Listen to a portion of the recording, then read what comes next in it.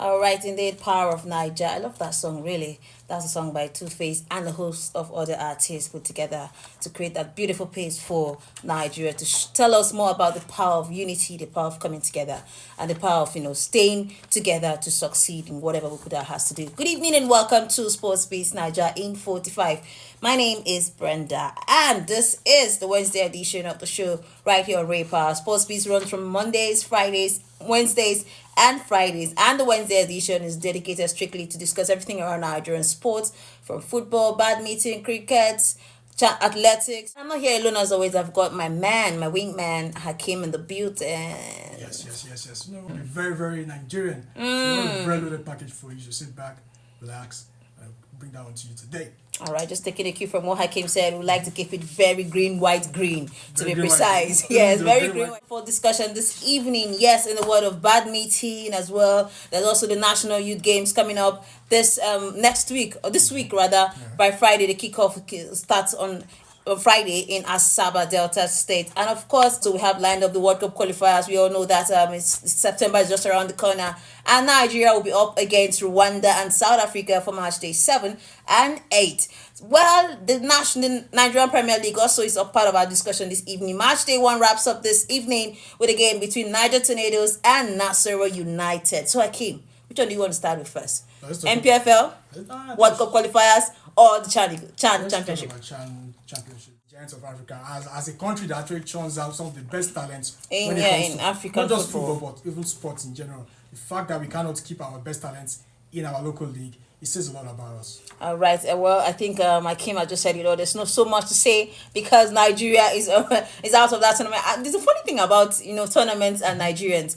Once Nigeria is out of a particular tournament, the interest of Nigerians just drop. Oh, well, I told you earlier that we have a special guest who will be joining us live on the show this evening to discuss some of the activities happening in the world of sport and to tell us exactly what to expect precisely as it concerns the badminton classics ongoing, or should I say kicking off this evening in Lagos State, and also the National Youth Games, which is coming up this Friday in Asaba. Talking about the SA Media to the Director General of Sports Commission, Kola Daniels. Kola, good evening and welcome to Sports Beats Niger in 45. Good to have you on the show this of the day. How are you doing? I'm fine. Good to have you as well. So quickly, today is all about Nigerian sports, and a lot is happening. Precisely with your office, being involved in every activity that concerns sports in Nigeria. Let's start with the badminton classics in Lagos. It's going to kick off this evening, or should I say it already kicked off. The opening ceremony is in a couple of minutes from now. Tell us, what should Nigerians expect from this, and then what are we likely going to see come out of this, championship hosted by Lagos? That this Lagos Classic is another way of promoting badminton in Lagos State and the large because of the large population of youth in Lagos might just fall in love with that same sport and start life there. Some of those players today who are actually celebrated across the globe are product of what they are watching when they were young. And those athletes today are celebrated. Now, the National Youth Sports Games is also lined up for this week, to kick off this week, and it's taking place in Asaba. Annual Commission, that's the Sports Commission, has promised that it will be as exceptional as... Very interesting to know, as I speak with you presently, that over 6,382 athletes just for podium performances in Asaba. It's more or less a youth dialogue program to showcase the young coming athletes. People feeling was discovered in the lorry, and the platform of people feeling. And the patient of George was discovered in this kind of a platform in the 1970s and 77. So many athletes, Yusuf Ali, Gabriel Okon, Deji Aliu, talking about Sojifa Super, Palila Tobuka, all are products of youth games. Majority of them, these are the platform given to the young ones to be discovered, to be nurtured. It's very interesting to know, just about the first night ago, I was in Nigeria.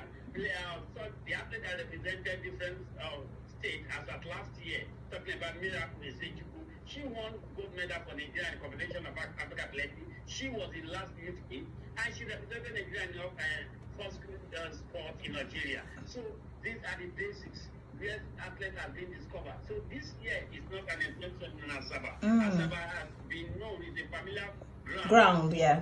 where athletes are always being discovered. And to tell you about this youth game, the stage is set. Is set for the 9th edition with an impressive turnout of athletes. Officials confirm officials have confirmed their participation. Don't forget the gladiators of the game. The final entry so far, 4,961 athletes have been registered, 635 coaches, 386 team officials, and 400 state delegates. This figure highlights the growing scale and importance of this game in our nation. All right. This platform to nurture sporting talent and foster unity as far as Nigeria is concerned.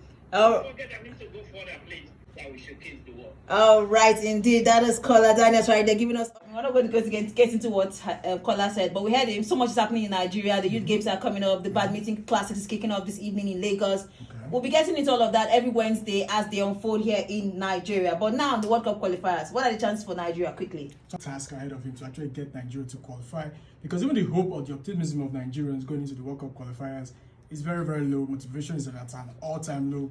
For most Nigerians, they're not exactly optimistic about our chances of qualifying for the World Cup qualifiers. So I would say it's an uphill task for Erisa Koshel. Good luck to him on that one. But I do know that his job is actually riding on this World Cup qualifiers. Yeah. I think that's kind of obvious. Nigeria Super Eagles will be up against Rwanda 6th of September and South Africa 9th of September for the World Cup qualifier, with hopes to pick a ticket to USA, Mexico, and Canada next year. But that's the much we can take on the show this evening. The show makes a return on Friday with Hakeem, and you make sure you join to talk everything global sports and global football.